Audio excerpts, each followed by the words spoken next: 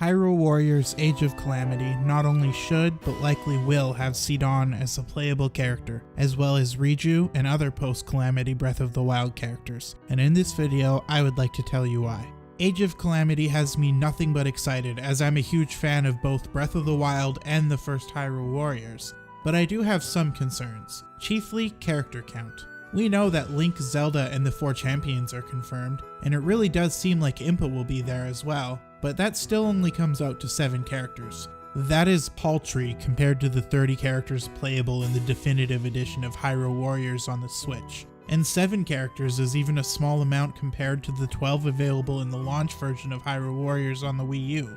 Hyrule Warriors is a game that relies on diversity of gameplay to keep it feeling fresh, and 7 characters will grow old even if we love them. There are, of course, other characters they can add that existed around the time that the game takes place. I see Robbie thrown around a lot, for example.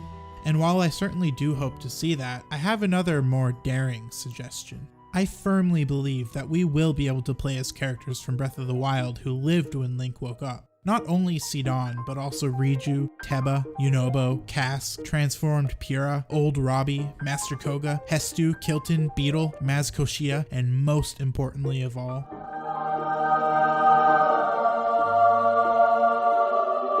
my queen, Paya. I know that's a lot of characters, and I don't expect them to add literally all of those characters, but I do expect at the very least for the modern stand-ins for the champions to make it, those being Sidon, Riju, Teba, and Yunobo. The others are just possibilities available to Team Ninja. I can already foresee people coming to the conclusion that I'm just absolutely wrong, but please, before you close the video, give me a chance to defend myself. I understand that most of these characters weren't alive during the period in which Age of Calamity will take place, and those that were alive were definitely not the same. I definitely know this, and I'm not expecting Age of Calamity to cover anything after the, well, Calamity. I'm also not suggesting any convoluted time travel or alternate dimension plot contrivances similar to the first Hyrule Warriors. I know that's something people disliked about the first game, and I am on record as saying I don't want Breath of the Wild 2 to explore time travel, so I definitely don't want it in Age of Calamity.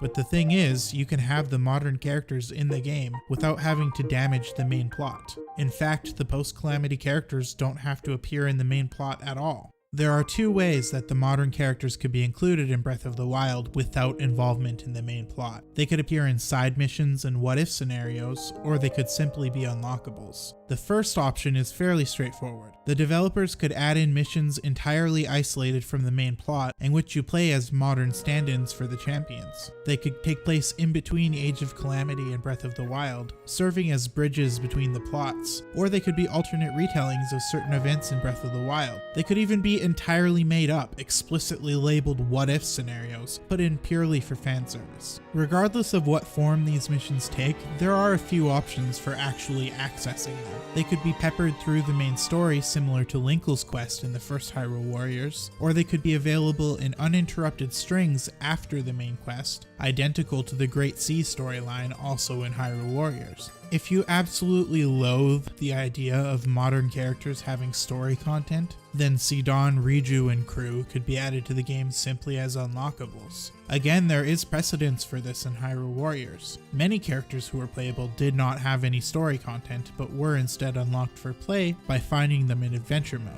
Young Link, Tingle, Medley, and Yuga come to mind when thinking of unlockable characters with no plot relevance. And since I definitely do expect to see adventure mode or some equivalent bonus mode return in Age of Calamity, adding them in as unlockables seems like a perfect way to bring diversity to the character roster without interfering with the story mode at all. And if you are a purist that just wants the characters who make plot sense to be in the game, then you can just leave the modern characters locked.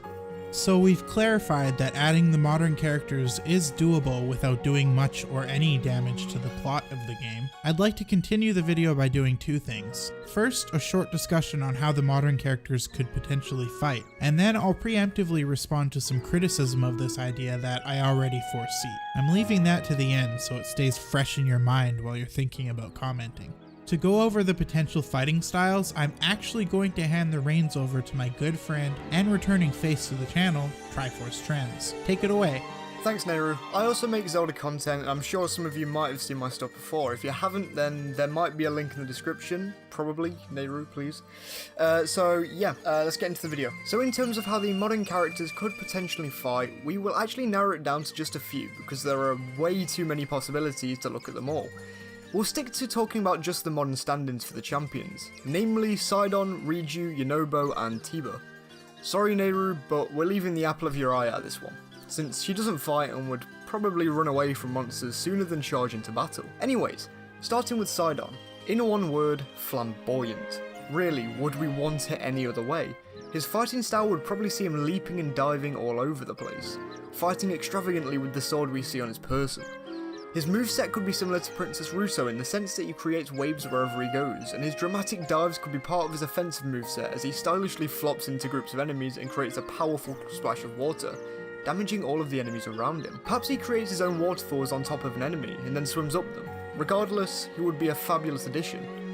How about Riju? Well, she certainly could use a spear, or a sword and shield like Urbosa, maybe even the Thunder Helm. But the most entertaining and creative weapon she could use that would exemplify Riju's character the most would be to not use a weapon at all. Her quote-unquote weapon should be a sand seal. Her running animation could be Riju being pulled along by a sand seal, and her attacks should be a combination of her sand seal crashing into an opponent and Riju utilising her ancestral powers. This would be a very fun way to diversify Riju from Urbosa, and she wouldn't even be the first teenager to have a creature do her fighting for her in Hyrule Warriors. Yes, I am looking at you, Agatha. Yunobo is pretty much the worst. I don't think that that's a controversial statement. He is the worst post-Calamity character. His voice is insufferable, his name is silly, he's just the worst. That being said, Yunobo could have a very unique moveset. He could wield one of the bomb cannons from his section in Breath of the Wild. His basic attacks could see him swinging the weapon around as a club, and his specials would see him shoot bombs and even himself out of it at enemies. It would be a very fun and different moveset, probably one far cooler than he deserves. Teba or Teba, wherever you're from, or whatever you want to say, while far cooler than Yunobo, is a little harder to differentiate from Revali.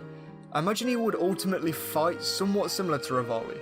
However, they could probably differentiate how they would fight enough for them to feel unique. Revali is likely to have equal focus on his gales for offense as he does his bow, whereas Teba would have the bow as his full moveset. Whereas Revali is likely to be wild and stylish, Teba could be more reserved and concentrated. It is in these little details where Teba can make a difference. As for Paya, well, like I said, she's a lover, not a fighter. Just look at her. She doesn't look like she could hurt a fly. I'm sorry to disappoint you, Nehru, but thank you for bringing me on to talk about this anyway. I really hope the rest of you enjoy the rest of your day and this video. Paya. It's sad, but you're probably right. Anyways, I'm gonna finish the video off by addressing some concerns I know people are going to have with this idea. One counter-argument I've heard is that because the game has a heavier emphasis on story, more characters aren't really needed. And that to me is a statement that gives away the fact that the person making it hasn't played Hyrule Warriors. That story is long. Too long. It often feels like the story drags at a snail's pace.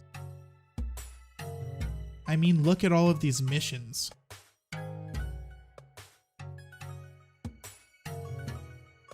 Hyrule Warriors' story may have been silly and fairly fanfiction-y at times, but it certainly was not an afterthought. It was center stage, and it had a lot of time and thought put into it. Truthfully, I would be shocked if Age of Calamity had a longer story. I expect it to be around the same length.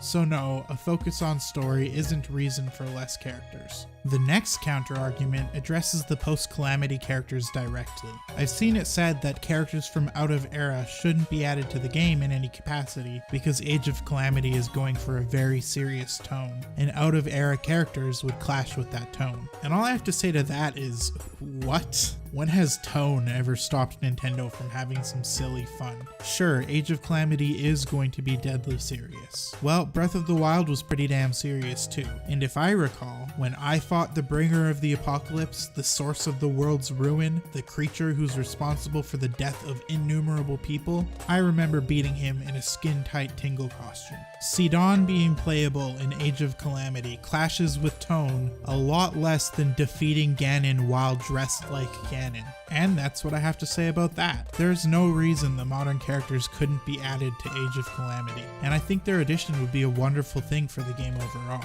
Thanks again to Triforce Trends for coming on, despite his harsh truths about Paya's viability as a playable character. What do you think? Should the fabulous Sidon and the much beloved Riju make it into Age of Calamity, or do you hate the idea of asynchronous characters being in the game? What extra characters do you want in the game in general? Leave a comment letting me know below, and subscribe if you haven't. And as always, stay safe out there as you wander the battlefields of Hyrule. It's dangerous to go alone. Wait, hold on, no, I refuse. Paya can absolutely be playable. She's basically Zelda Hinata, she just needs her Neji moment to gain her confidence. Or you know what, no, we don't need to change her at all. Keep her awkwardness and clumsiness, and make that her moveset. She spends most of the battle covering her face, and trips, flails, and tumbles into the opponent. This isn't even a new idea, the clumsy accidental fighter trope has been a thing in fighting games for a long time. This guy made a whole video about it. Her special could be based around daydreaming about shirtless Link so hard that her embarrassment manifests as a magical aura all around her. The possibilities are endless. Still your tongues, Paya is perfect. Thanks for watching. Here's the real end card.